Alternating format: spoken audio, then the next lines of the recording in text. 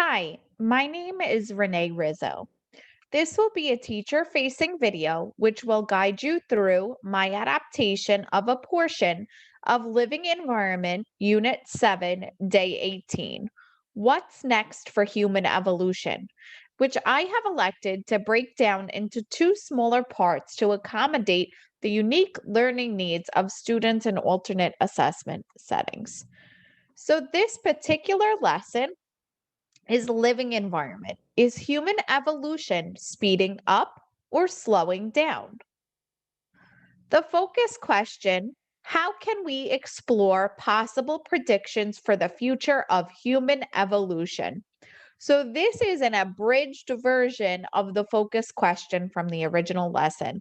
I eliminated some parts that I thought would be very challenging for students in alternate assessment settings. So, I kept the focus question a little bit simplified. So, the standards that I believe were addressed, the Next Generation Learning Standard, RST 7, integrate and evaluate multiple sources of information presented in diverse formats and media, e.g., quantitative data, video, multimedia, in order to address a question or solve a problem. The DLM essential element that I believe was addressed: analyze information presented in different media on related topics to answer questions or solve problems. These are both 11th through 12th grade standards. The video that I incorporated for this lesson was incorporated in the original lesson, but there were two videos in the original lesson. I chose to instead build this lesson around one video to make it more of a focused experience for students.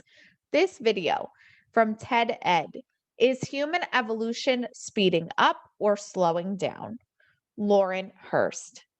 I then developed a few multiple choice questions based on the video. What are people in Siberia and the high Arctic uniquely adapted to survive? A, extreme heat; B, extreme cold; C, extreme air pressure. Now, if students did not have prior knowledge about Siberia and the high Arctic and what the weather is like there, they did discuss it within the video. When I created this PowerPoint using the online version in the Microsoft Office suite, I elected to use the design feature, which you can populate on the right hand bar when you're developing a PowerPoint. And they come up with images and different layouts that you can use in your slides. This image automatically populated when I typed in this question. And I elected to use it because it provides support to student comprehension. So the correct answer, of course, here would be B, extreme cold, is what people in Siberia and the high Arctic are uniquely adapted to survive. The next question: what do the Bajau people of Southeast Asia have to help them with diving and remaining underwater for extended periods of time? A, unusually large lungs; B, unusually large brains; or C, unusually large spleens that act as oxygen stores. So, by its nature, this question is a bit more complex because the picture that I elected to include does not necessarily support arriving at the answer. So, students would have to go back within the video to find the answer, and the teacher could support them in doing this. The correct answer here is C. The Bajau people of Southeast East Asia have unusually large spleens that act as oxygen stores, and that helps them with diving and remaining underwater for extended periods of time. Next question: what did the adaptation that allowed people to drink milk past infancy help them get? A, vitamin B, vitamin C; or C, vitamin D. This is another answer that students would have to get from the video. The answer being C, vitamin D. And it's interesting to go into with your students that adult humans were not always able to drink milk past infancy. This is an adaptation that we have developed over time. It used to be that only babies would drink milk. Next question. What has made differences between our genes less important? A. Cell phones. B. Modern medicine. Or C. Advances in automobiles. So the video explains how modern medicine has really helped people overcome their genetic shortcomings when we're referring to health and ability to survive that would have been in the past.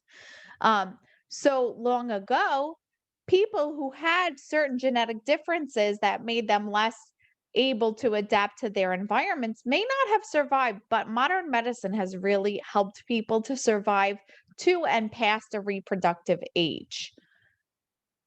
Next question. What happens with genetic drift? So, this is a question whose answer is also found within the video. A. Genetic differences occur randomly throughout a population. B. Genetic variations are very predictable. Or C. Genes do not vary among people. So, this is a very much a higher order thinking question that requires both critical thinking skills and the ability to go back to the text to search for evidence of an answer. The text here, of course, being the video itself. So the correct answer is A. Genetic differences occur randomly throughout a population. Conclusion. How might humans change in the future? So you can have your students discuss this, and I would definitely go back to the questions in based on the video to help support student discussions. We have people in Siberia in the high Arctic who've adapted to extreme cold to help them survive. We have the Bajau people of Southeast Asia who have developed unusually large spleens that act as oxygen stores to help them survive with their diving and remaining underwater.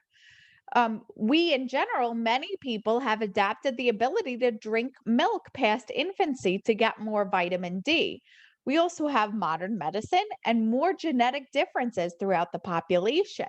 So, student answers in this discussion should be grounded in something that they have learned within the lesson or within the video. So, just to review, this was a teacher facing video which guided you through my adaptation of a portion of Living Environment, Unit 7, Day 18. What's next for human evolution? Which I elected to break down into two smaller parts to accommodate the unique learning needs of students in alternate assessment settings.